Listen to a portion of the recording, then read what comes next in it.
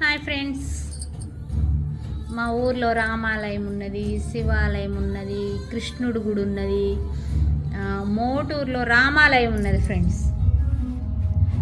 అది శ్రీరామనవమికి నవరాత్రులు, శ్రీరామనవమికి శ్రీరాముల వారు కళ్యాణం చేస్తారు ఫ్రెండ్స్.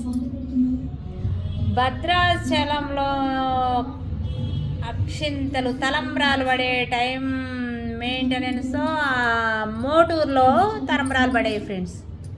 భద్రాచలం తర్వాత మళ్ళీ భద్రాచలం అంత ఊరు మోటూరు ఫ్రెండ్స్. ఊరు పెద్దది కాదు కానీ రామాలయం పెద్దది. ఆ దేవుడు చాలా స్వచ్ఛమైన దేవుడు, అనుకున్నవి జరుగుతాయి. అక్కడ 3 రోజులు చేస్తారు ఫ్రెండ్స్ శ్రీరామనవమి. ఆ రోజు సంతర్పణ పెడతారు, కళ్యాణం చేస్తారు, రథోత్సవం ఉంటుంది ఫ్రెండ్. 3వ రోజున నైటు మా ఊరు నుండి దొండపాడు నుంచి అందరం నడుచుకుంటూ పోయేది ఫ్రెండ్.